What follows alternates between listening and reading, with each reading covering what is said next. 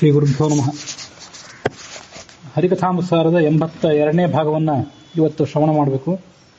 380,528 ರೂಪದಿ ತೋರುತಿಪ್ಪ ದಿವಾನಿಷಾಧಿಪರೊಳಗೆ ನಿತ್ಯದಲ್ಲಿ ಭಾರತೀ ಪ್ರಾಣರೊಳಗಿರ್ದು ನಿವಾರಿಸುತ್ತ ಭಕ್ತರ ದುರಿತ ಹಿಂಕಾರ ನಿಧನ ಪ್ರಥಮ ರೂಪದಿ ಪಿತೃಗಳನ್ನೇ ತೊರೆವ. 83,520 ರೂಪಗಳಿಂದ ಭಗವಂತ ಸೂರ್ಯ ಚಂದ್ರರೊಳಗಿದ್ದಾನೆ. ಆ ಸೂರ್ಯ ಚಂದ್ರರೊಳಗೆ ಭಾರತೀಯ ಪ್ರಾಣರು ನಿಯಾಮಕರಾಗಿದ್ದಾರೆ. ಅವರೊಳಗೆ ನಿಯಾಮಕನಾಗಿ ಈತ ಇದ್ದಾನೆ.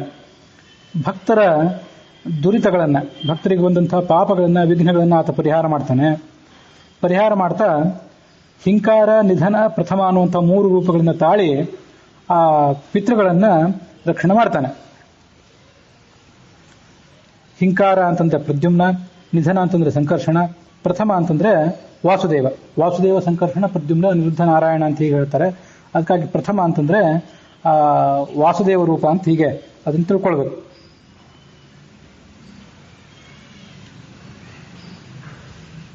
ಪ್ರಥಮ ಅವತಾರ ರೂಪತ್ವಾತ್ ವಾಸುದೇವ ಪರಃ ಪುಮಾನ್. ಮೊದಲನೇ ಅವತಾರ ರೂಪನಾದ್ರಿಂದ ವಾಸುದೇವನನ್ನ ಪ್ರಥಮ ರೂಪ ಅಂತ ಹೇಳ್ತಾರೆ. ಪ್ರಸ್ತಾವೋ ನಿಧನಂ ಚಾಪಿ ಸಂಕರ್ಷಣ ಉದಾಹೃತಃ. ಆ ಸಂಕರ್ಷಣನನ್ನ ಪ್ರಸ್ತಾವ ಮತ್ತು ನಿಧನ ಅನ್ನೋ ಹೆಸರಿನಿಂದ ಕರೀತಾರೆ. ಸಂಕರ್ಷಣೋ ಹಿ ಸಂಹರ್ತ, ಯಾಕಂದ್ರೆ ಸಂಕರ್ಷಣ ರುದ್ರನಲ್ಲಿದ್ದು ಸಂಹಾರ ಮಾಡುವಂಥವನು. ಪ್ರದ್ಯುಮ್ನ ಪರಮೇಶ್ವರ, ಹಿಂಕಾರ ಇತ್ಯುಕ್ತ. ಪರಮ ಐಶ್ವರ್ಯಶಾಲಿಯಾದಂತಹ ಪ್ರದ್ಯುಮ್ನ ಅನ್ನುವಂಥ ಭಗವಂತನ ರೂಪ ಏನಿದೆ ಅದನ್ನು ಹಿಂಕಾರ ಅಂತ ಕರೀತಾರೆ. ಯಾಕೆ ಹಿಂಕಾರ ಅಂತ ಕರೀತಾರೆ ಅಂತಂದ್ರೆ, ಹಿಂದೊಮ್ಮೆ ಹಿಂಕಾರ ಈ ಶಬ್ದಗಳಿಗೆ ಅರ್ಥ ಹೇಳೋದೊಂದು ಬಾಕಿ ಉಳಿದಿತ್ತು. ಅದು ಛಾಂದೋಗ್ಯ ಉಪನಿಷತ್ತಿನ ಭಾಷ್ಯದಲ್ಲಿ ಹೀಗಿದೆ: ಹೀತಿ ಸೃಷ್ಟಿ ರುವೀರ್ಯತೆ. ಹಿ ಅಂದ್ರೆ ಸೃಷ್ಟಿ. ಹೀತಿ ಸೃಷ್ಟಿ ರುವೀರ್ಯತೆ ಪ್ರಸಿದ್ಧತಾ ಹಿ ಸೃಷ್ಟಿ ಸ್ಯಾತ್ ಅನಿರುದ್ಧ ಪರಹ ವಿಭು. ಆ ಸೃಷ್ಟಿಗೆ ನಿಯಾಮಕನಾದ್ರಿಂದ ಅವನನ್ನು ಹಿಂಕಾರ ಅಂತ ಕರೀಬೇಕು. ಪ್ರತಿಹಾರ ಇತಿ ಪ್ರೋಕ್ತಃ ಸಹಿ ಕಾರ್ಯೇಷ್ವಿದಂ ಜಗತ್ ಪ್ರತಿಹರೇತ್ ನಿತ್ಯಂ ಮೂರ್ತಿ ಪ್ರತಿಹೃತೇ ತದಾ. ಹೀಗೆ ಹಿಂಕಾರ ಮತ್ತು ನಿಧನ ಅಂತಂದ್ರೆ ಪ್ರಳಯವನ್ನು ಮಾಡುವಂತಹ ಸಂಕರ್ಷಣ ರೂಪ, ಪ್ರಥಮ ಅಂತ ವಾಸುದೇವ ರೂಪ, ಅದು ಮೋಕ್ಷಕ್ಕೆ ನಿಯಾಮಕವಾದಂಥ ರೂಪ. ಈ ರೂಪಗಳಿಂದ ಪಿತೃಗಳನ್ನು ಆತ ರಕ್ಷಣೆ ಮಾಡ್ತಾನೆ. ಬುದ್ಧಿಪೂರ್ವಕ ಉತ್ತಮೋತ್ತಮ ಶುದ್ಧ ಊರ್ಣಾಂಬರವ ಪಂಕದೊಳದ್ದಿ ತೆಗೆಯಲು ಲೇಪವಾಗುವುದೇ ಪರೀಕ್ಷಿಸಲು. ಪದ್ಮನಾಭನು ಸರ್ವಜೀವರಳು ಇರ್ದರೇನು ಗುಣತ್ರಯಗಳಿಂದ ಬದ್ಧನಾಗುವನೇನೋ ನಿತ್ಯ ಸುಖಾತ್ಮ ಚಿನ್ಮಯನು. ಒಂದು ಊರ್ಣಾಂಬರ. ಊರ್ಣಾಂಬರ ಅಂದ್ರೆ ರೇಷ್ಮೆ ವಸ್ತ್ರ ಅಂತ ಇವರು ಅನುವಾದ ಮಾಡಿದ್ದಾರೆ. ರೇಷ್ಮೆ ವಸ್ತ್ರ ಅಲ್ಲ, ಉಣ್ಣೆ ವಸ್ತ್ರ, ಧಾಬಳಿ ಇತ್ಯಾದಿ. ಆ ಶುದ್ಧವಾದಂತಹ ಊರ್ಣಾಂಬರವನ್ನ ಪಂಕದೊಳು ಅದ್ದಿ ತೆರೆಯಲು, ಇಲ್ಲೋ ಹೊಲಸಿನಲ್ಲಿ ಅದನ್ನ ಮಣ್ಣು ಇತ್ಯಾದಿ ಕಡೆಗಳಿದ್ದಲ್ಲಿ ಬೀಳಿಸಿದ್ರೆ, ಆ ಬೀಳಿಸಿ ಆದ್ಮೇಲೆ ಅದನ್ನು ತೆಗೆದು ಕೊಡವೆ ಹಾಕಿಬಿಟ್ರೆ ಮತ್ತೆ ಅದು ಸ್ವಚ್ಛವೇ. ಅದಕ್ಕೆ ಲೇಪ ಏನಾಗೋದಿಲ್ಲ, ಅದಕ್ಕೆ ಹೊಲಸೇನು ಅಂಟ್ಕೊಂಡಿರೋದಿಲ್ಲ. ಬುದ್ಧಿಪೂರ್ವಕವಾಗಿ ನೀವು ಅದನ್ನು ಹೊಲಸು ಮಾಡಬೇಕು ಅಂತ ಹೋದ್ರೂ ಅದು ಹೊಲಸಾಗೋದಿಲ್ಲ. ಅದರಂತೆ ಪದ್ಮನಾಭ ಎಲ್ಲಾ ಜೀವಗಳು ಇದ್ರೂ ಕೂಡ, ಆ ಜೀವಗಳು ಗುಣತ್ರಯಗಳಿಂದ ಬದ್ಧರಾಗಿದ್ರೂ ಕೂಡ, ಆ ಜೀವರೊಳಗಿರುವಂತಹ ಈ ಪರಮಾತ್ಮ ಗುಣತ್ರಯಗಳಿಂದ ಯಾವತ್ತೂ ಕೂಡ ಬದ್ಧನಾಗುವುದಿಲ್ಲ. ಗುಣತ್ರಯಗಳಿಂದ ಬದ್ಧನಾಗುವನೇನೋ ನಿತ್ಯ ಸುಖಾತ್ಮ ಚಿನ್ಮಯನೋ, ಯಾಕೆಂದ್ರೆ ಅವನು ನಿತ್ಯ ಸುಖ ಜ್ಞಾನ ಸ್ವರೂಪನಾದವನು. ಈ ಊರ್ಣಾಂಬರ ಅಂತ ಬಂದ್ಮೇಲೆ ಅದಕ್ಕೆ ಸಂಬಂಧಪಟ್ಟಂತೆ ಸುಮ್ಮನೆ ಒಂದು ಸ್ವಲ್ಪ ಹೇಳಬೇಕು. ನಮ್ಮ ಆಚಾರ ವಿಚಾರಗಳು ಅಷ್ಟು ಶುದ್ಧವಾಗಿರೋದಿಲ್ಲ. ಊರ್ಣಾಂಬರ ಅಂದ್ರೆ ಧಾಬಳಿ ವಸ್ತ್ರ. ಕೌಶೇಯಂ ಕಟಿ ಸಂವೀತಂ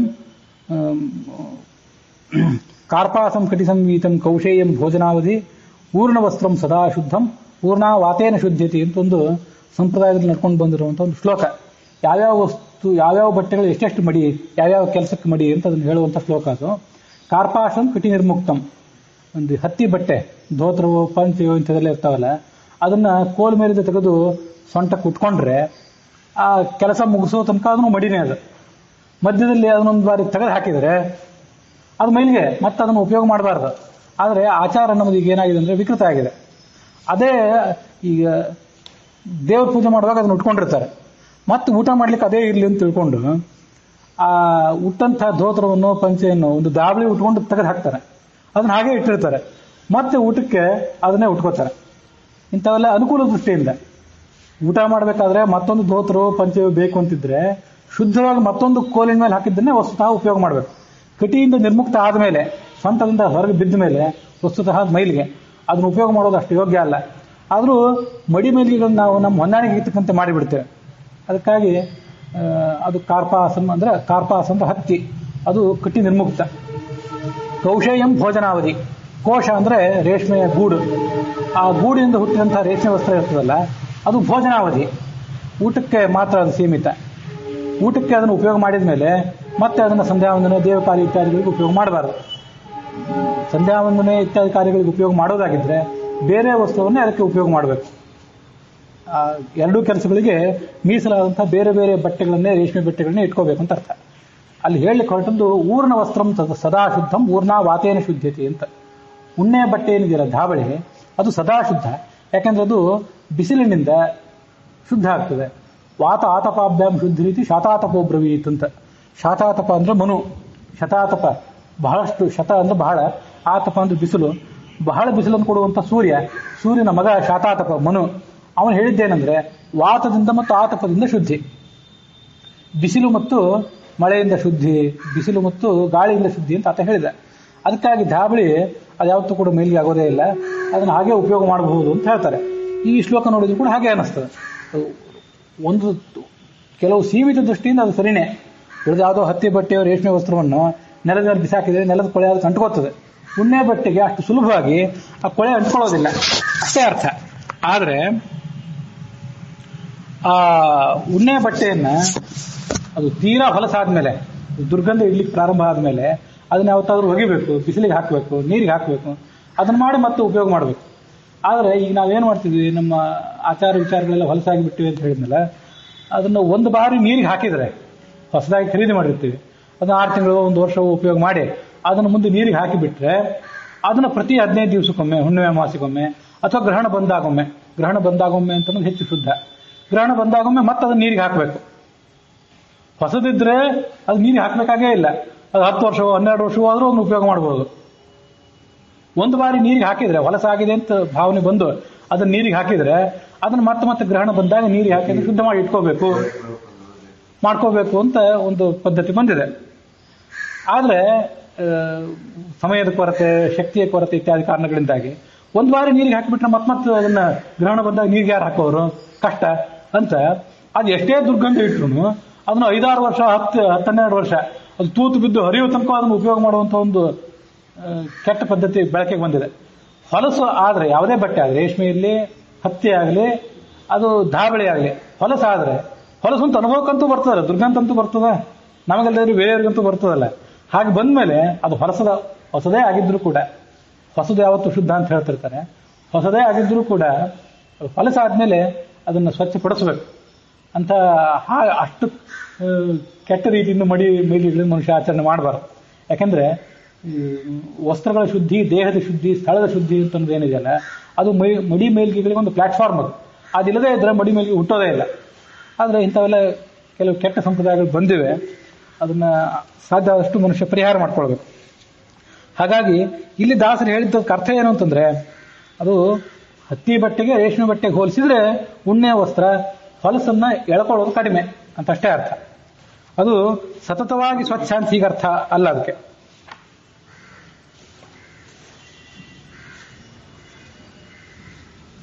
ಸಕಲ ದೋಷ ವಿದೂರ ಶಶಿಪಾವಕ ಸಹಸ್ರ ಅನಂತ ಸೂರ್ಯ ಪ್ರಖರ ಸನ್ನಿಭ ಗಾತ್ರ ಲಕುಮಿ ಕಲತ್ರ ಸುರಮಿತ್ರ ವಿಖನಸಾಂಡದೊಳಿಪ್ಪ.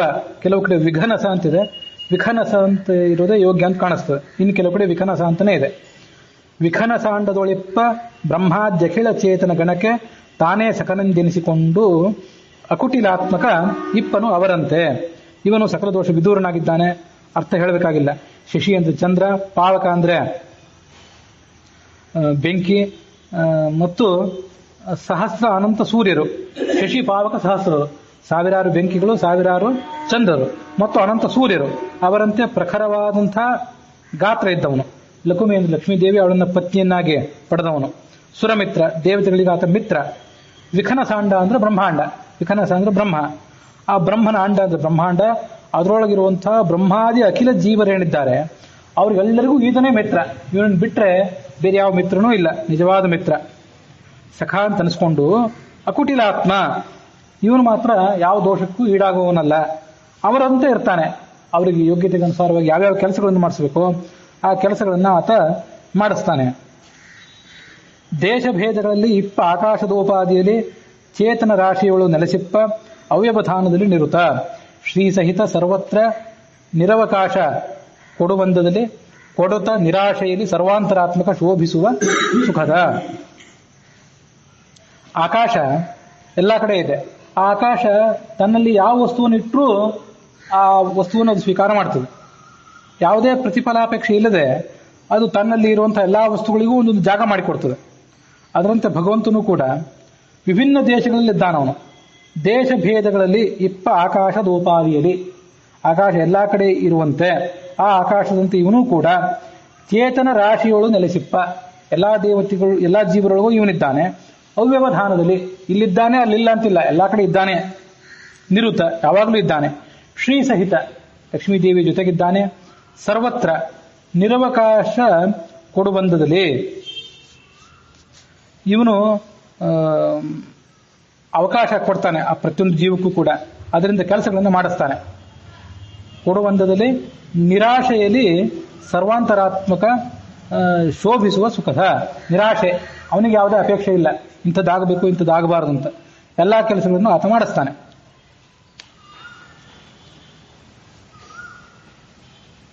ಶೋಭಿಸುವ ಸುಖದ.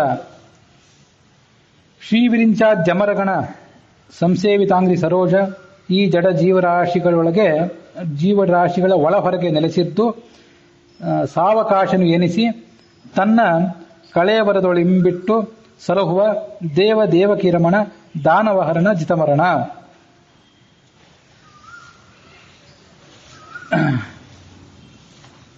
ಶ್ರೀ ಅಂದ್ರೆ ಲಕ್ಷ್ಮೀದೇವಿ, ವಿರಿಂಚ ಅಂದ್ರೆ ಬ್ರಹ್ಮ, ಇವರೇ ಮೊದಲಾದ ಅಮರಗಣಗಳು ಅಂದ್ರೆ ದೇವತಾಗಣಗಳು. ಅವರಿಂದ ಸೇವಿತವಾದ ಪಾದಕಮಲವುಳ್ಳವನಿವನು. ಇವನು ಈ ಜಡ ಜೀವರಾಶಿಗಳ ಒಳ ಹೊರಗೆ ನೆಲೆಸಿದ್ದು. ಜೀವ ಮೂಲತಃ ಜಡ, ಅವನಿಗೇನು ಕೆಲಸ ಮಾಡಲಿಕ್ಕೂ ಸಾಧ್ಯ ಇಲ್ಲ ಭಗವಂತನ ಪ್ರೇರಣೆ ಇಲ್ಲದೆ. ಆ ಜೀವನ ಒಳಗೂ ಇದ್ದಾನೆ ಹೊರಗೂ ಇದ್ದಾನೆ.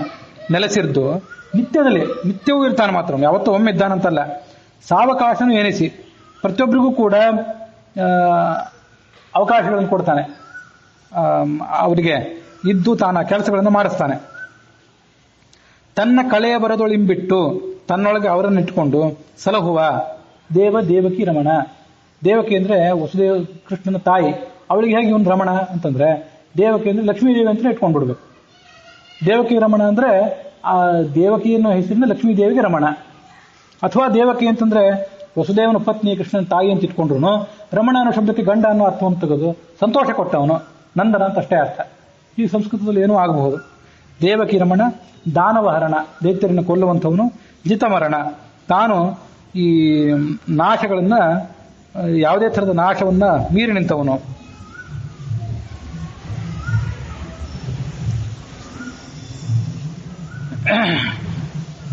ಮಾಸವೊಂದಕ್ಕೆ ಪ್ರತಿ ದಿವಸದಲ್ಲಿ ಶ್ವಾಸಗಳು ಆಹವು 48,000 ಅಧಿಕ 6 ಸುಲಕ್ಷ ಸಂಖ್ಯೆಯಲ್ಲಿ ಹಂಸನಾಮಕ ಹರಿಯ 16 ಈ ಶತಾಬ್ದದಿ ಭಜಿಸೆ ಒಲಿವ ದಯಾಸಮುದ್ರ ಕುಚೇಲ ಒಲಿದ ಅಂದದಲ್ಲಿ ದಿನದಿ. ಒಂದು ದಿವಸಕ್ಕೆ ಮನುಷ್ಯ 21,600 ಶ್ವಾಸಗಳನ್ನ ಬಿಡ್ತಾನೆ. ಮುಖ್ಯ ಪ್ರಾಣ ಅದು ಒಳಗಿದ್ದು 21,600 ಹಂಸ ಮಂತ್ರಗಳನ್ನು ಕೂಡ ಜಪ ಮಾಡ್ತಾನೆ. ಅದು ಒಂದು ತಿಂಗಳಿಗೆ ಎಷ್ಟಾಯ್ತು? 6,48,000 ಆಯ್ತು. ಮಾಸ ಒಂದಕ್ಕೆ ಪ್ರತಿ ದಿವಸದಲ್ಲಿ ಪ್ರತಿನಿತ್ಯವೂ ಲೆಕ್ಕ ಹಾಕಿದ್ರೆ 21,600 30 ದಿವಸಗಳಿಂದ ಲೆಕ್ಕ ಹಾಕಿ ಗುಣಿಸಿದ್ರೆ ಅದು ಎಷ್ಟು ಆಗ್ತವೆ? ಆಹವು ಆಗುತ್ತವೆ. ಎಷ್ಟು? 48,000 ಅಧಿಕ 6 ಲಕ್ಷ. 48,000 ಅಂದ್ರೆ 48,000 ಅಧಿಕವಾದಂಥ 6 ಲಕ್ಷ, ಅಷ್ಟು ಸಂಖ್ಯೆ ಆಗ್ತವೆ. ಹೀಗೆ ಆ ಹಂಸನಾಮಕನಾದಂತಹ ಪರಮಾತ್ಮನನ್ನ ಈ 116 ವರ್ಷಗಳ ಕಾಲ ಹಿಂದೆ, ನಿನ್ನೆ 116 ವರ್ಷಗಳ ಬಗ್ಗೆ ಬಂತು. 24 ವರ್ಷ, 44 ವರ್ಷ ಮತ್ತು 48 ವರ್ಷ ಅಂತ. ಹೀಗೆ 116 ವರ್ಷ ಅಥವಾ ಎಷ್ಟು ವರ್ಷ ಬದುಕ್ತೀವೋ ಅಷ್ಟು ವರ್ಷ. ಹಾಗೆ ಮನುಷ್ಯ ಪ್ರತಿನಿತ್ಯ 6 ಲಕ್ಷ, ಒಂದು ತಿಂಗಳಿಗೆ 6,48,000 ಜಪ ಮಾಡಿದರೆ ಅದನ್ನ 12ರಿಂದ ಮತ್ತೆ ಗುಣಿಸಿ, ಅದನ್ನ ಮತ್ತೆ 116ರಿಂದ ಗುಣಿಸಿ ಎಷ್ಟಾಗ್ತವೆ ಅಂತ ತಿಳ್ಕೊಳ್ಬೇಕು. ನಾವು ತಿಳ್ಕೊಳ್ಳದೇ ಇದ್ರೂ ಅದು ಆಗೋದು ಆಗ್ತಿರ್ತದೆ, ಮುಖ್ಯ ಪ್ರಾಣ ಮಾಡ್ತಿರ್ತಾನೆ. ಆಗ್ತದೆ ಅಂತ ನಾವು ತಿಳ್ಕೊಂಡ್ರೆ ಮುಖ್ಯ ಪ್ರಾಣ ನಮ್ಮ ಒಳಗಿದ್ದು ಅದನ್ನು ಮಾಡಿಸ್ತಾನೆ ಅಂತ ತಿಳ್ಕೊಂಡ್ಬಿಟ್ರೆ ಅದು ಕುಚೇಲನಿಗೆ ಪರಮಾತ್ಮ ಹೇಗೆ ಸಿಕ್ಕನೋ ಹಾಗೆ ನಮಗೂ ಕೂಡ ಪರಮಾತ್ಮ ಒಲಿತಾನೆ. ನಿತ್ಯಂ ಹೀನೋ ಅಖಿಲೈ ದೋಷೈ ಸಾರರೂಪೋ ಯಥೋ ಹರಿ ಹಂಸ ಇತ್ಯುಚ್ಯತೆ ತಸ್ಮಾತ್ ವಾಯುಸ್ಥಃ ಶುಚಿಷನ್ಮತಃ ಅಂತ ಕಾಟಕೋಪನಿಷತ್ತಿನಲ್ಲಿ ಬಂದ ಮಾತು. ಅಲ್ಲಿ ಹಂಸ ಶುಚಿಷದ್ ವಸುರಂತರಿಕ್ಷ ಸದ್ಭೂತ ಅಂತ ಮಧ್ಯಾಹ್ನ ಸಂಧ್ಯಾವನ್ನ ಅರ್ಘ್ಯ ಕೊಡ್ತೀವಲ್ಲ, ಆ ಮಂತ್ರ ಮೊದಲನೇ ಅರ್ಘ್ಯದ ಮಂತ್ರ ಅದು ಕಾಟಕೋಪನಿಷತ್ತಿನಲ್ಲಿ ಬಂದದ್ದು. ಹಂಸ ಗಾಯತ್ರಿ ಅಂತ ಕರೀತಾರೆ. ಅಲ್ಲಿ ಬಂದಂಥ ಮೊದಲನೇ ಶಬ್ದ ಅಂದ್ರೆ ಹಂಸ. ಆ ಭಗವಂತನನ್ನು ಹಂಸ ಅಂತ ಯಾಕೆ ಕರೀತಾರೆ? ಹಂಸ ಅಂತ ಅನ್ನೋದು ಶುದ್ಧತೆಗೆ ಸಂಕೇತ. ಅದರಂತೆ ಇವನು ಕೂಡ ನಿತ್ಯಂ ಹೀನಃ ಅಖಿಲೈ ದೋಷೈ, ಯಾವುದೇ ದೋಷಗಳಿಂದ ಹೀನನಾದವನು. ಅದು ಹ ಅಂತನ್ನೋದು ಹೀನತೆಯನ್ನು ತೋರಿಸ್ತದೆ, ದೋಷರಾಹಿತ್ಯವನ್ನ. ಮತ್ತೆ ಸ ಅಂತನ್ನೋದು ಸಾರರೂಪ, ಎಲ್ಲಾ ಗುಣಗಳ ಸಾರರೂಪ ಅಂತ ಅನ್ನೋದನ್ನು ತೋರಿಸ್ತದೆ. ಅದಕ್ಕಾಗಿ ಆತ ಹಂಸ. ಅವನು ವಾಯುಸ್ಥ ಶುಚಿಷತ್, ಭಗವಂತನೇ ಶುದ್ಧ. ಅವನು ಯಾಕೆ ಅಂಥ ಶುದ್ಧನಾದಂಥ ಭಗವಂತ ತಾನು ಇರಲಿಕ್ಕೆ ಶುದ್ಧವಾದಂಥ ಒಂದು ಪ್ರತೀಕವನ್ನೇ ಅವಲಂಬಿಸ್ತಾನೆ. ಅವನಿಗೆ ಅಂತಿಂತ ಸಾಮಾನ್ಯವಾದಂಥ ಪ್ರತೀಕ, ಸಾಮಾನ್ಯವಾದ ಒಂದು ಆಶ್ರಯ ಆದರೆ ಅವನಿಗೆ ಸಾಲೋದಿಲ್ಲ. ಅದಕ್ಕಾಗಿ ಶುಚಿ ಅಂತಂದ್ರೆ ಮುಖ್ಯ ಪ್ರಾಣ.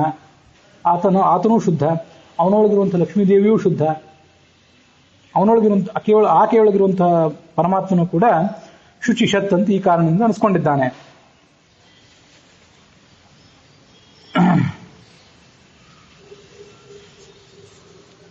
ನಮ್ಮ ಹೃದಯದಲ್ಲಿ ಮತ್ತು ಸೂರ್ಯನಲ್ಲಿ ಎಲ್ಲಾ ಕಡೆ ಇರುವಂತಹ ಆ ಭಗವಂತ ಒಬ್ಬನೇ, ಅದನ್ನು ತಿಳ್ಕೊಳ್ಬೇಕು. ಅದು ಕೂಡ ಬೃಹದಾರಣ್ಯಕ ಭಾಷ್ಯದಲ್ಲಿ ವರ್ಣಿತ ಆಗಿದೆ.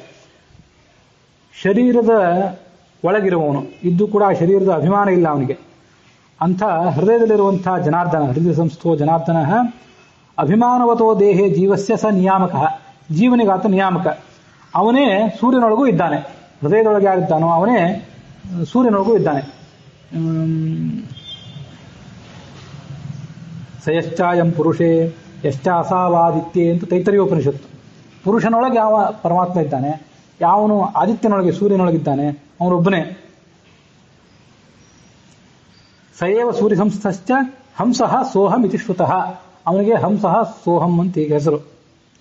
ಹಂತೃತ್ವಾತ್ ಹಂಸನಾಮಾಸವು, ಹಂಸ ಅನ್ನೋ ಶಬ್ದಕ್ಕೆ ಮತ್ತೊಂದರ್ಥ, ಜಗತ್ತನ್ನೆಲ್ಲ ಅವನು ನಾಶ ಮಾಡ್ತಾನೆ. ಆ ಕಾರಣಕ್ಕಾಗೂ ಆತ ಹಂಸ. ಹಂಸ ಶಬ್ದಕ್ಕಿದು ಎರಡನೇ ಅರ್ಥ. ಸೋಹಂ ಚಾಸ ವಹೇಯತಃ, ಭಗವಂತನನ್ನ ಸೋಹಂ ಸೋಹಂ ಅಂತ ಉಪಾಸನೆ ಮಾಡ್ತಾರೆ. ಹಂಸ ಸೋಹಂ ಸ್ವಾಹ, ಉಸಿರನ್ನು ಬಿಡೋದೇ ಆಗಿದೆ ಅಂತ ಹಿಂದೆಲ್ಲ ಹೇಳಿದ್ದೆ, ಈಗ ಅದನ್ನ ಹೆಚ್ಚು ಹೇಳಬೇಕಾಗಿಲ್ಲ. ಸೋಹಂ ಅಂತ ಯಾಕೆ ಕರೀತಾರೆ ಅಂದ್ರೆ ಅಹೇಯನಾದ್ರಿಂದ, ಭಗವಂತನನ್ನು ಬಿಟ್ಟು ಈ ಜಗತ್ತಿನಲ್ಲಿ ಯಾರೂ ಬದುಕಲಿಕ್ಕೆ ಸಾಧ್ಯ ಇಲ್ಲ. ಆದ್ರಿಂದ ಅವನು ಸೋಹಂ. ಅಹಂ ಅಂದ್ರೆ ಸಂಸ್ಕೃತದಲ್ಲಿ ಡಿಕ್ಷನರಿ ತೆಗೆದು ನೋಡಿದ್ರೆ ನಾನು, ಹಂಸ ಅಂದ್ರೆ ಪರಮಾತ್ಮ, ಸಹ ಹಂಸ ಆ ಪರಮಾತ್ಮನೇ ನಾನು. ನಾನು ಪರಮಾತ್ಮ ಅಭಿನ್ನರು ಅಂತ ಈಗ ಹೇಳಿದಂತೆ ಕಾಣಿಸ್ತದೆ.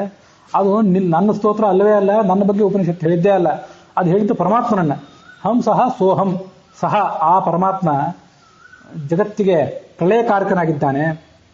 ಮತ್ತೆ ಅಹಂ ಕೂಡ ಆಗಿದ್ದಾನೆ. ಯಾಕೆಂತಂದ್ರೆ ಅಹೇಯನಾದ್ರಿಂದ. ಹ ಅಂತಿದೆಯಲ್ಲ ಅಲ್ಲಿ, ಅಹಂ ಅಂತಿದೆ. ಅಹಂ ಅಂತನ್ನೋದು ಆತ ಯಾರೂ ಕೂಡ ಆತನನ್ನ ಬಿಟ್ಟು ನಾವು ಬದುಕ್ತೀವಿ ಅಂತ ಎದಿ ತಟ್ಟು ಹೇಳ್ಕೊಳ್ಳುವಂತಿಲ್ಲ. ಅದಕ್ಕಾಗಿ ಆತನನ್ನ ಅಹೇಯ ಅಂತ ಕರೀತಾರೆ. ಸಯೇವ ಸೂರ್ಯ ಸಂಸ್ಥೇನ ರೂಪೇಣೈವ ಅಕ್ಷಿಣಿ ಸ್ಥಿತ ಅಂತ ಬೃಹದಾರಣ್ಯಕ ಭಾಷ್ಯದಲ್ಲಿ ಬಂದದ್ದು ಮಾತು. ಸ್ಥೂಲ ದೇಹದೊಳಗಿದ್ದು ವರುಷಕ್ಕೆ 7,70,00,000 ಮೇಲೆ 76,000 ಶ್ವಾಸಗಳನ್ನು ಗಾಳಿದೇವನು ಕರುಣದಲ್ಲಿ ಈ ಜೀವರಳು ಈ ಈರೇಳು ಲೋಕದೋಳು ಉಳ್ಳ ಚೇತನ ಜಾಲದಳು ಮಾಡುವನು ತ್ರಿಜಗದ್ವ್ಯಾಪ್ತ ಪರಮಾತ್ಮ.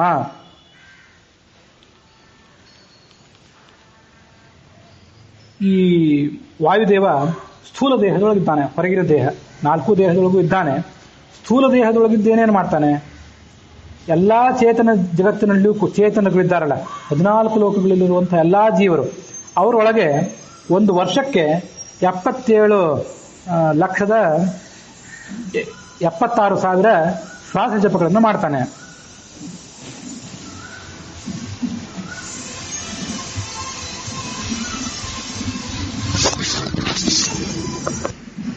ಅದು ಹೇಗೆ ಅಂತಂದ್ರೆ, ಹಿಂದಿನ ಶ್ಲೋಕದಲ್ಲಿ ನಾವು ನೋಡಿದ್ವಿ, ಒಂದು ದಿವಸಕ್ಕೆ 21,600, ಅದು 30 ದಿವಸಕ್ಕೆ 6,48,000.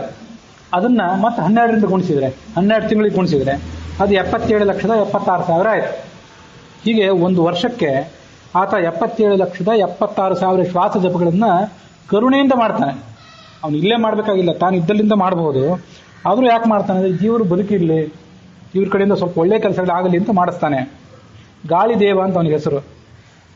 76,000 ಶ್ವಾಸ ಜಪಗಳನ್ನು ಗಾಳಿದೇವನು ಕರುಣದಲ್ಲಿ ಈರೇಳು ಲೋಕದೊಳುಳ್ಳ ಚೇತನ ಜಾಲದೊಳು ಎಲ್ಲಾ ಜೀವರಲ್ಲೂ ಮಾಡ್ತಾನೆ. ಯಾಕೆಂದ್ರೆ ತ್ರಿಜಗದ್ ವ್ಯಾಪ್ತ, ಎಲ್ಲಾ ಕಡೆ ಅವನಿದ್ದಾನೆ. ಪರಮಾಪ್ತ ಮಾತರ್ಮೇ ಮಾತರಿಶ್ವನ್ ಪಿತರತುಲ ಗುರು ಭ್ರಾತರಿಷ್ಟಾಪ್ತ ಬಂಧು ಅಂತ ವಾಯಿಸ್ತಿದೆ. ಆಪ್ತ, ಅತ್ಯಂತ ಆಪ್ತನಾದವನೇ ಅಂತ ಅದನ್ನೆಲ್ಲ ದಾಸರು ಆ ಶಬ್ದಗಳಿಂದ ತೋರಿಸಿದ್ದಾರೆ. ತ್ರಿಜಗದ್ ವ್ಯಾಪ್ತ ಪರಮಾಪ್ತ. ಈರೇಳು ದೇಹದೊಳಿರ್ದು ಸಮೀರ ದೇವನು ಶ್ವಾಸ ಜಪ 400 ಅಧಿಕವಾಗಿಪ್ಪ 86,000 ತಾ ರಚಿಸುವನು ದಿವಸವೊಂದಕ್ಕೆ. 3 ವಿಧ ಜೀವರೊಳಗಿರ್ದು ಖರಾರಿ ಕರುಣಾಬಲವೆಂತುಂಟೋ ಪವನರಾಯನುಳು. ಇವನು 4 ದೇಹಗಳಲ್ಲೂ ಇದ್ದಾನೆ. ಹೊರಗಿನ ಸ್ಥೂಲ ದೇಹದ ಬಗ್ಗೆ ನಮ್ಗೆ ಗೊತ್ತು, ಸ್ಥೂಲ ದೇಹ ಉಸಿರಾಟ ಮಾಡೋದು ನಮ್ಗೆ ಗೊತ್ತು. ಅವನು ಇಲ್ಲಿ ಮಾತ್ರ ಇಲ್ಲಂತೆ, ಒಳಗೂ ಕೂಡ ಇದ್ದಾನೆ. ಅವನು ಸ್ಥೂಲ ದೇಹದೊಳಗಿದ್ದಾನೆ, ಅನಿರುದ್ಧ ದೇಹದೊಳಗಿದ್ದಾನೆ, ಲಿಂಗ ದೇಹದೊಳಗಿದ್ದಾನೆ ಮತ್ತು ಸ್ವರೂಪ ದೇಹದೊಳಗಿದ್ದಾನೆ. ಒಂದೊಂದು ದೇಹದಲ್ಲಿಯೂ ಕೂಡ 21,600 ಜಪ ಮಾಡ್ತಾನೆ. ಆ 21,600 4ರಿಂದ ಗುಣಿಸಿಬಿಟ್ರೆ ಅದು 86,400 ಶ್ವಾಸ ಜಪಗಳಾಗ್ತವೆ. ಇಷ್ಟನ್ನ ಆತ ಮಾಡ್ತಾನೆ. ನಾವು ಹಂಸಮಂತ್ರ ಜಪ ಅಂತ ಉಪದೇಶ ತಗೊಂಡವ್ರು ಏನು ಮಾಡ್ತೇವಲ್ಲ, ಅದು 21,600 ನಿತ್ಯ ನಾವು ಮಾಡ್ತೀವಿ. ನನ್ನೊಳಗಿದ್ದು ನಾನು ಮಾಡೋದಲ್ಲ, ನನ್ನೊಳಗಿರುವಂಥ ವಾಯುದೇವನೇ ಮಾಡಿಸ್ತಾನೆ ಅಂತ ಹೀಗೆಲ್ಲ ಸಂಕಲ್ಪ ಮಾಡ್ತೇವೆ. ಅದು ಈ ಹೊರಗಿನ ದೇಹಕ್ಕೆ ಮಾತ್ರ. ಆದರೆ ಒಳಗಿನ ದೇಹದಲ್ಲಿಯೂ ಆತ ಇದ್ದು ಮಾಡ್ತಾನೆ ಅಂತ ತಿಳ್ಕೊಳ್ಬೇಕು. ಎರಡು ಅಂದ್ರೆ 2 ಗೊತ್ತು, ಈರು ಅಂದ್ರೆ ಮತ್ತೆ 2. ಆ 2ರಿಂದ ಗುಣಿಸಿಬಿಟ್ರೆ 4 ಆಯ್ತು. ಆ 4 ದೇಹದೊಳಗಿದ್ದು ಸಮೀರ ದೇವ ಶ್ವಾಸ ಜಪ ಮಾಡಿಸ್ತಾನೆ. ಎಷ್ಟು? 400 ಅಧಿಕವಾಗಿಪ್ಪ 86,000 86,400 ಆತ ಜಪ ಮಾಡಿಸ್ತಾನೆ. ಅದು ಹೇಗೆ? ತಾ ರಚಿಸುವನು ದಿವಸ ಒಂದಕ್ಕೆ 3 ವಿಧ ಜೀವರೊಳಿದ್ದು, ಅವರು ಸಾತ್ವಿಕರೇ ಆಗಲಿ, ತಾಮಸರೇ ಆಗಲಿ, ರಾಜಸರೇ ಆಗಲಿ, 3 ಜನರೊಳಗಿದ್ದು ಆತ ಮಾಡಿಸ್ತಾನೆ. ಅವನು ಇಷ್ಟೆಲ್ಲ ಕೆಲಸ ಮಾಡ್ತಿದ್ದಾನಲ್ಲ, ಎಷ್ಟು ಪುಣ್ಯಕ್ಕೆ, ಎಷ್ಟು ಫಲಕ್ಕೆ ಆತ ಭಾಗಿದಾರನಾಗಬೇಕು. ಇದು ಯಾರೋ ಒಬ್ರು ಗುರುಗಳು ಒಬ್ರು ಶಿಷ್ಯರಿಗೆ ಪಾಠ ಹೇಳ್ತಾರೆ, ಆ ಶಿಷ್ಯರು ಮತ್ತೊಬ್ರಿಗೆ ಹೇಳ್ತಾರೆ, ಅವ್ರು ಮತ್ತೊಬ್ರಿಗೆ ಹೇಳ್ತಾರೆ. ಅದು ಈ ಕೆಲವು ಆರ್ಥಿಕ ಸ್ಕೀಮ್ಗಳು ಇರ್ತಾವಲ್ಲ, ನೀವು ಮುಂದಿನವ್ರನ್ನ ಹೆಚ್ಚುಗಳು ಮೆಂಬರ್ಗಳು ಆದಂತೆ ಹಿಂದಿನವರಿಗೂ ಅದರದೆಲ್ಲ ಬೋನಸ್ ಬರ್ತಾ ಹೋಗ್ತದಂತೆ ಅಂತದ್ದು ನೀವೆಲ್ಲ ವ್ಯವಹಾರದಲ್ಲಿ ಕೇಳಿರ್ತೀರಿ. ಹಾಗೆ ಗುರುವಿಗೆ, ಮೂಲ ಗುರುವಿಗೆ ಅದ್ರ ಪುಣ್ಯ ಎಲ್ಲ ಹೆಚ್ಚು ಬರ್ತಾ ಹೋಗ್ತದಂತೆ. ಯಾಕೆಂದ್ರೆ ಖರಾರಿ ಕರುಣಾಬಲವೆಂತುಂಟೋ ಪವನರಾಯನುಳು. ಖರಾರಿ ಅಂದ್ರೆ ಖರಾಸುರನ್ನು ಸಂಹಾರ ಮಾಡಿದಂಥ ಕೃಷ್ಣನ ದಯೆ ಎಷ್ಟಿದೆ ಈ ಪವನರಾಯನಲ್ಲಿ. ಇಷ್ಟೆಲ್ಲ ದಯೆ ಆ ಮುಖ್ಯ ಪ್ರಾಣದಲ್ಲಿ ಪರಮಾತ್ಮನಿಗಿರೋದ್ರಿಂದ ಅವನ ಕಡೆಯಿಂದ ಇಷ್ಟು ಪುಣ್ಯ ಕಾರ್ಯವನ್ನು ಮಾಡಿಸ್ಲಿಕ್ಕೆ ಅನುಕೂಲ ಆಯಿತು. ಅದು ಇದು ಖರಾರಿ ಅಂತಂದ್ರೆ ಖರದೂಷಣನ್ನು ಸಂಹಾರ ಮಾಡಿದಂಥ ರಾಮ. ಖರ ಅಂತ ಒಬ್ಬ ಕತ್ತೆಯ ರೂಪದ ರಾಕ್ಷಸನನ್ನು ಸಂಹಾರ ಮಾಡಿದಂಥ ಕೃಷ್ಣಾವತಾರದಲ್ಲೂ ಬರ್ತದೆ. ಅದಕ್ಕೆ ನಾನು ಕೃಷ್ಣಾವತಾರ ಅಂತ ಹೇಳಿದೆ. ಕೃಷ್ಣಾವತಾರನೂ ಆಗ್ಬೋದು, ರಾಮಾವತಾರನೂ ಆಗ್ಬೋದು. ಆ ರಾಮಕೃಷ್ಣ ರೂಪಿಯಾದ ಭಗವಂತನ ಒಂದು ಕರುಣೆ ಎಷ್ಟಿದೆ ಅವನಲ್ಲಿ, ಅದನ್ನ ನಾವು ಅನುಸಂಧಾನ ಮಾಡ್ಕೊಳ್ಬೇಕು. ಹಿಂದೆ ಅದನ್ನು ಹೇಳಿದ್ದೆ. ಸಯಥ ಆಖಣ ಮೃತ್ವಾ ವಿಧ್ವಂಸತೆ ಏವಂ ಹವೈ ಸ ವಿಧ್ವಂಸತೆ ಏವಂ ವಿಧಿ ಪಾಪಂ ಕಾಮಯತೆ ಯಶ್ಚೈನಮಭಿದಾಸತಿ ಸಯೇಷೋ ಅಶ್ಮ ಆಖಣಃ. ಮುಖ್ಯ ಪ್ರಾಣ ದೇವರು ದೊಡ್ಡ ಕಲ್ಲು ಬಂಡೆಯಂತೆ. ಯಾವ ರಾಕ್ಷಸರು ಅವರನ್ನು ಮುಟ್ಟಲಾರರು. ಅವರ ಅನುಗ್ರಹದಿಂದ ನಾವು ಈ ಕೆಲಸ ಮಾಡ್ತೇವೆ ಅಂತ ಹೀಗೆ ಅದನ್ನು ತಿಳ್ಕೊಳ್ಬೇಕು. ಅದು ಪವನರಾಯನ ಎಷ್ಟು ಕರುಣೆ ಉಂಟು ಅಂತ ಬಂತಲ್ಲ, ಅದು ಛಾಂದೋಗ್ಯ ಉಪನಿಷತ್ತು, ಬೃಹದಾರಣ್ಯಕ ಉಪನಿಷತ್ತುಗಳಲ್ಲಿ ಅಲ್ಲಿ ಬಂದಂಥ ವರ್ಣನೆ ಅದು.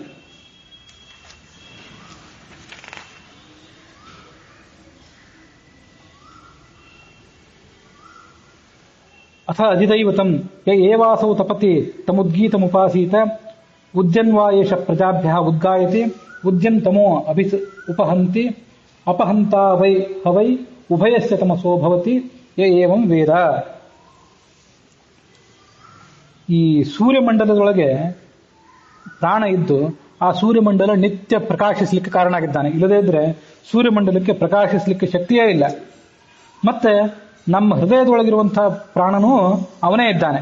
ಇವರಿಬ್ಬರೂ ನಮ್ಮೊಳಗಿರುವಂತಹ ಕೆಲಸವನ್ನ ಮತ್ತು ಸೂರ್ಯಮಂಡಲದಿಂದ ಆಗಬೇಕಾದ ಕೆಲಸಗಳನ್ನು ಮಾಡಿಸ್ತಾರೆ.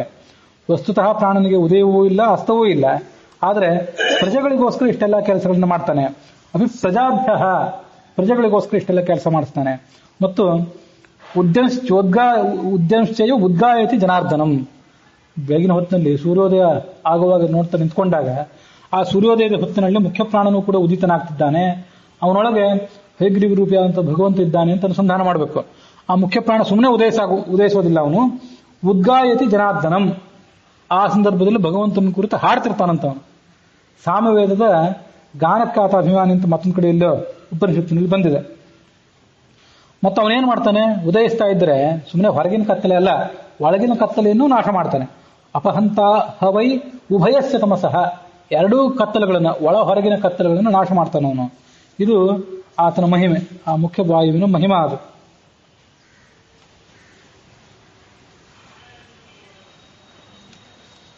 ಹೀಗೆ ಆ ಭಗವಂತನ ಕರುಣೆ ಆ ವಾಯುದೇವರಲ್ಲಿ ಎಷ್ಟಿದೆ ಅಂತ ಅನುಸಂಧಾನ ಮಾಡ್ಕೊಳ್ಬೇಕು. ಶ್ರೀಧವ ಜಗನ್ನಾಥ ವಿಠಲ ತಾ ದಯದಿ ವದನದೊಳು ನುಡಿದ ಉಪಾಧಿಯಲ್ಲಿ ನಾ ನುಡಿದನಲ್ಲವೇ ಕೇಳಿ ಬುಧಜನರು ಸಾಧುಲಿಂಗ ಪ್ರದರ್ಶಕರು ನಿಷೇಧಿಸಿದರೆ ಏನಹುದು ಎನ್ನಪರಾಧವೇನಿದರೊಳಗೆ ಪೇಳುವುದು ತಿಳಿದು ಕೋವಿದರು. ಲಕ್ಷ್ಮೀಪತಿಯಾದಂಥ ಜಗನ್ನಾಥ ನನ್ನ ಬಾಯಿಯೊಳಗೆ ನಿಂತ್ಕೊಂಡು ಕರುಣೆಯಿಂದ ಈ ಮಾತನ್ನು ಆಡಿಸಿದ. ಅದರಂತೆ ನಾನು ಈ ಹರಿಕಥಾಮೃತ ಸಾರವನ್ನು ರಚನೆ ಮಾಡಿದೆ. ಅದರಂತೆ ಅವರು ರಚನೆ ಮಾಡಿದರು, ಮತ್ತಾರೋ ಉಳಿದವರೆಲ್ಲ ಅದನ್ನು ಪ್ರವಚನ ಮಾಡ್ತಾರೆ. ಅವರಿಗೂ ಅಷ್ಟೇ, ರಚನೆ ಮಾಡಿದವರೇ ಈ ಥರ ಅಹಂಕಾರ ಖಂಡನೆ ಮಾಡ್ಕೋತಾರೆ ಅಂದಮೇಲೆ ಅದನ್ನು ಓದಿ ಪ್ರವಚನ ಮಾಡುವವರು ಏನಿದ್ದಾರೆ ಅವರು ಕೂಡ ಭಗವಂತ ಇದನ್ನು ನಮ್ಮೊಳಗೆ ನಿಂತು ಮಾಡಿಸಿದ್ದಾನೆ ಅಂತ ತಿಳ್ಕೊಳ್ಬೇಕು. ಜ್ಞಾನಿಗಳಾದವರು ಇದನ್ನು ಹೀಗೆ ಕೇಳಬೇಕು. ಕೇಳಿ ಬುಧ ಜನರು, ಜ್ಞಾನಿಗಳಾದವರು ಇದನ್ನು ಕೇಳಿರಿ. ದುಷ್ಟರು ಕೆಲವರು ಇರ್ತಾರೆ, ಅವರು ಸಾಧು ಲಿಂಗ ಪ್ರದರ್ಶಕರು, ವಸ್ತುತಃ ಸಜ್ಜನರಲ್ಲ. ಅವರು ಸಜ್ಜನರಂತೆ ಅವರು ಕಾಣಿಸ್ತಾರಷ್ಟೇ. ಸಾಧು ಅಂದ್ರೆ ಸಜ್ಜನ, ಅವರ ಲಕ್ಷಣಗಳನ್ನು ಹೊರಗೆ ತೋರಿಸ್ತಾರಷ್ಟೇ. ಅವರು ನಿಷೇಧ ಮಾಡ್ತಾರೆ, ಅದೇನು ಹರಿಕಥಾಮೃತ ಸಾರ, ಅದೇನು ಪ್ರವಚನ ಅಂತ ಹೇಳಿ. ಅದು ಅವ್ರು ಮಾಡಿದ್ರೆ ಏನಾಗಬೇಕಾಗಿದೆ, ನಮಗೇನಾಗುವುದಿದೆ? ಎನ್ನ ಅಪರಾಧವೇನು ಏನು ಇದರೊಳಗೆ? ಈ ಹರಿಕಥಾಮೃತ ಸಾರದಲ್ಲಾಗಲಿ ಈ ಪ್ರವಚನದಾಗಲಿ ನಮ್ಮ ಅಪರಾಧ ಏನಿದೆ? ನಮ್ಮ ದೊಡ್ಡ ಸ್ಥಿತಿಯೂ ಇಲ್ಲ, ನಮ್ಮ ಅಪರಾಧವೂ ಇಲ್ಲ. ಹೇಳುವುದು ತಿಳಿದು ಕೋವಿದರು. ನೀವೇ ಯಾರಿದನ್ನ ಹರಿಕಥಾಮೃತ ಸಾರವನ್ನು ಪಠನ ಮಾಡ್ತಿದ್ದೀರಿ, ಯಾರಿದನ್ನು ಶ್ರವಣ ಮಾಡ್ತಿದ್ದೀರಿ, ನೀವೇ ಇದನ್ನು ಹೇಳಿರಿ. ನನ್ನ ದೊಡ್ಡ ಸ್ಥಿತಿ ಆದರೂ ಏನಿದೆ, ನನ್ನ ಅಪರಾಧವಾದರೂ ಏನಿದೆ, ನೀವು ಇದನ್ನು ತಿಳಿದುಕೊಂಡು ಹೇಳಿರಿ ಅಂತನೋಲ್ಲಿಗೆ ಆ ಹರಿಕಥಾಮೃತ ಸಾರದ 12ನೇ ನಾಡಿಯ ಪ್ರಕರಣ ಸಂಧಿ ಅದರ 45ನೇ ಶ್ಲೋಕ ಮತ್ತು ಹರಿಕಥಾಮೃತ ಸಾರದ 379ನೇ ಶ್ಲೋಕ ಇಲ್ಲಿಗೆ ಸಮಾಪ್ತಿಯನ್ನು ಕಂಡಿದೆ. ಅದು ಜಗನ್ನಾಥದಾಸರ ಅಂತರ್ಯಾಮಿ ಆದಂಥ, ಇವತ್ತು ಶಿವರಾತ್ರಿ, ಆ ಜಗನ್ನಾಥದಾಸರ ಅಂತರ್ಯಾಮಿ ಆದಂಥ ಪರಶಿವ ಏನಿದ್ದಾನೆ ಅವನ ಅಂತರ್ಯಾಮಿ ಆದಂಥ ಆ ಪವನನ ಅಂತರ್ಯಾಮಿ ಆದಂಥ ಹಂಸರೂಪಿಯಾದ ಭಗವಂತನಿಗೆ ಇದು ಅರ್ಪಿತ ಅನ್ನುವಲ್ಲಿಗೆ ಇದು ಈ ಭಾಗ ಮುಕ್ತಾಯ ಆಗಿದೆ. ಇವತ್ತು ವಿಷ್ಣು ತೀರ್ಥರ ಆರಾಧನೆ ಕೂಡ. ಆ ವಿಷ್ಣು ತೀರ್ಥರು ಈ ಷೋಡಶಿ, ಚತುರ್ದಶಿ, ಅಧ್ಯಾತ್ಮ ರಸರಂಜನಿ ಇತ್ಯಾದಿ ಗ್ರಂಥಗಳನ್ನು ರಚನೆ ಮಾಡಿದವರು. ಷೋಡಶಿ, ಚತುರ್ದಶಿ ಅಂದ್ರೆ ಅದು ಕೂಡ ಈ ಥರ ಹರಿಕಥಾಮೃತ ಸಾರದಂಥದ್ದೇ, ಆದರೆ ಸಂಸ್ಕೃತದಲ್ಲಿದೆ ಅಷ್ಟೇ. ರುದ್ರನ ಅಂಶ ಸಂಭೂತರು ಅವರು ವಿಷ್ಣು ತೀರ್ಥರು. ಹಿಂದೆ ಅವ್ರದ್ದು ಕೆಲವು ಅಧ್ಯಾತ್ಮ ರಸರಂಜನಿ ಇತ್ಯಾದಿ ಕೆಲವು ಮತ್ತು ಆಜ್ಞಾಪತ್ರ ಅದೊಂದು ಬಾರಿ ಆಗೋ ಒಂದ್ಸರಿ ಓದಿ ಹೇಳಿದ್ದೆ. ಅವರ ಅಂತರ್ಯಾಮಿ ಅಂತ ಭಗವಂತನಿಗೂ ಕೂಡ ಈ ಭಾಗ ಏನಿದೆ ಅದು ಅರ್ಪಿತವಾಗಲಿ.